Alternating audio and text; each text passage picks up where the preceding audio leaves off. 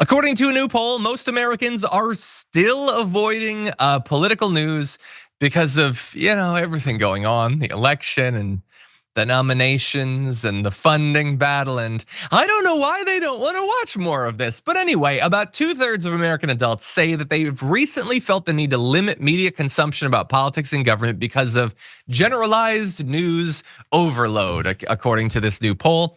Now, fewer say that they're avoiding news about overseas conflicts, the economy, or climate change, which is interesting because those are generally things, or at least 2 out of the 3, that they don't want to pay any attention to. But they're avoiding that less. It really does seem to be, I just don't want to know about our government because it's terrible and they're all terrible, and people seem to get that. Now, about 7 in 10 Democrats are stepping back from political news. The percentage isn't as high for Republicans. So they speculate here that it's because they want to celebrate Trump's victory. I also think for many of these Republicans, it's literally their life to just watch Fox News all day long. But about 6 in 10 Republicans say that they too have felt some need to take time off, and independents, it's kind of similar. Now, I want to show you specific case studies. Now, we know in the immediate aftermath of the election, people were mad at Joe Scarborough, they're mad at MSNBC and all that. It's kind of lingering though. So through to December 13th, so more than a month after the election, primetime viewership of MSNBC was an average of 620,000. That's down 54% from the pre-election audience. CNN's average was at less than 500,000 viewers, down 45%. Whereas over at Fox News, it was 2.68 million, significantly more than both of them combined, up 13%, which means that 72% of the people watching one of those 3 cable networks in the evening were watching Fox News, compared to 53% prior to election day. So nearly 3 out of 4 people who were watching any of those 3 were just watching Fox News. And that's it's lasted. It'll eventually go away, I'm sure.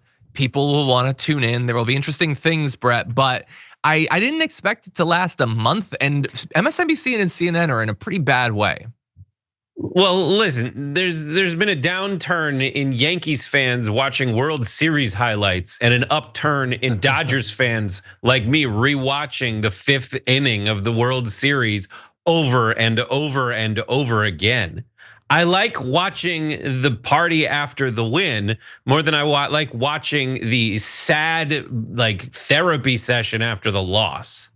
The other difference is, like, both sides said we know exactly what's happening. And we're optimistic about it. And one of those sides was right and the other was wrong. Additionally, like, the Fox just keeps pumping people full of what they want to hear. CNN kind of is in the middle, trying to do some stuff. MSNBC told you were right about, that this plan was flawless and was going to be great, and then it failed you. That's it. And there, I mean, it was industry wide on YouTube as well. Like, there was a mass exodus of subscribers on the day after the election of people saying, "Please get this out of my feed. I don't want politics." Yeah, we get that too. And the lulls last, right? Like, there's a huge offseason for most sports. The lull's gonna last. Like, I call all the BS, drama in intra-left drama lull fights, because it's the lull between the election and the inauguration. And I think it's the end of the year. And when I worked in a talent agency, no one did anything in December ever. Like, it's this era of when people are like, please, I need a break, I need a break, I need a break. And the sad thing is they're going back to watching like I don't want the little squabbly stuff. I just want the big important news. What's sad is, like, the squabbly stuff is annoying, but the big meta news is depressing. Like, Russia shut down their airports and may have shot down an airplane. It's like, I don't want to hear any of that. Like, if I could, but these, God bless them, folks are like, at least I want to see if we're going into a world war. Wake me. But yeah, I think it'll get back on track once we, as a resistance, can articulate what's next, as opposed to just yelling at each other because we're grumpy. Yes, that's what I think about everything. I agree with you on literally everything. We'll close with just showing people what their satisfaction with the direction of the country by party is.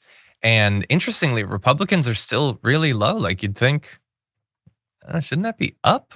But that's the design of the discourse. The discourse is is they wanted. No, the discourse is to say it all sucks, but my person's the only one who can get us through. Yeah. Yeah, that's You know? not accurate in this case, but And it's there. Everyone's telling you it's the other side's fault that America sucks. But the common denominator, you know what the word is America sucks. I did not go to Stanford. I don't know that word. I know, John. I'll Google it. But anyway, yes, we'll see. And when people are ready to start fighting again, we will be here. We will certainly be fighting. Anyway, hopefully with Trump in the right. Members make a difference here at TYT. You help make the show happen, and we see you in the chat with your loyalty badge. Click the join button to become a member today.